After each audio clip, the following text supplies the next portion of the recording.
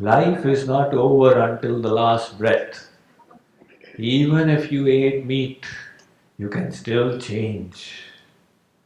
For the past is over, finished, done. Cast its phantom arms away. The future is before you. Never mind what you did. If you think about it or become a slave of it, you will ruin the future. To be hopeful, to be optimistic, to be positive, that is the way to live. You may have made a million mistakes. E dargahe, ma dargahe, ma vedi nesta. Sadbar agar tauba shikasti vaza. And Sufi saint says, you promised before God that you will not sin, and yet you sinned. Never mind. Again go to God and make the promise. He is so kind, He will forgive you. The Japanese saying says, if you have fallen 20 times, get up for the 21st time as well. Alright? So this is not an argument that I ate meat all my life. What should I do? With a firm resolve, you can always transform yourself. And that is what needs to be done. Any habit was developed by practice, and the habit can be changed by practice.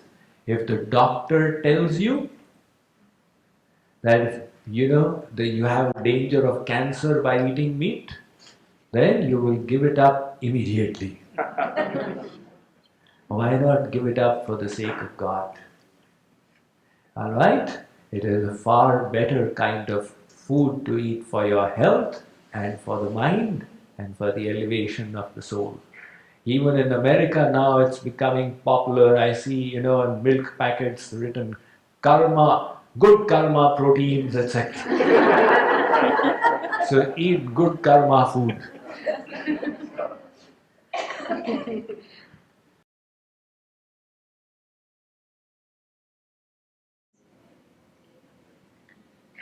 Forgetting and forgiving is difficult when the feelings are hurt.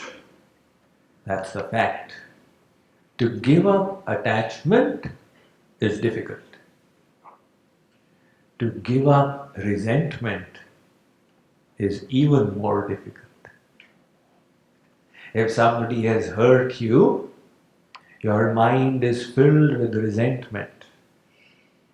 To rise beyond that is a bigger struggle. But until you cross that obstacle, you will not move ahead on this path. The mind will remain in the clutches of the resentment. That is why you give up grudges not for the sake of the other, but for your own sake. When Jesus said, forgive thy enemies, it was not for the sake of the enemies, it was for your own sake. By forgiving your enemies, you free up your mind. God takes note that this sadhak has now matured. This sadhak has moved into the next category and is now deserving of more grace. So if you want more grace, practice forgiveness. And if you want to remain where you are, then don't forgive. The choice is yours.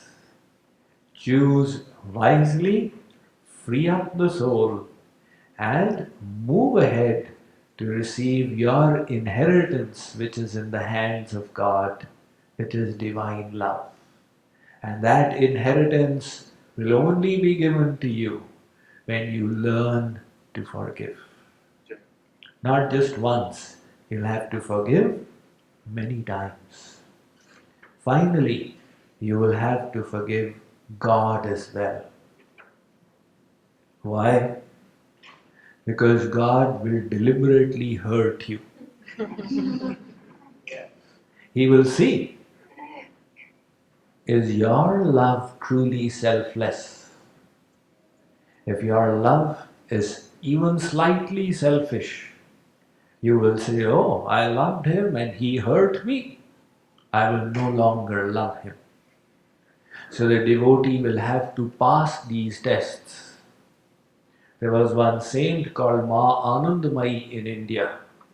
A few decades ago, she used to say, love means eternal forgiveness. Love means eternal forgiveness. God repeatedly does bad with you and you keep forgiving. God is not senseless. He does it to put you in the next category and then the next category. Jafa mein bhi andaze wafa hota. Wafa is to behave loyally and Jafa is the reverse. So God does Jafa with the devotee at times. Jafa mein bhi अंदाज़े वफा होता है, दिल का आईना इससे और सफा होता है. क्या बात है.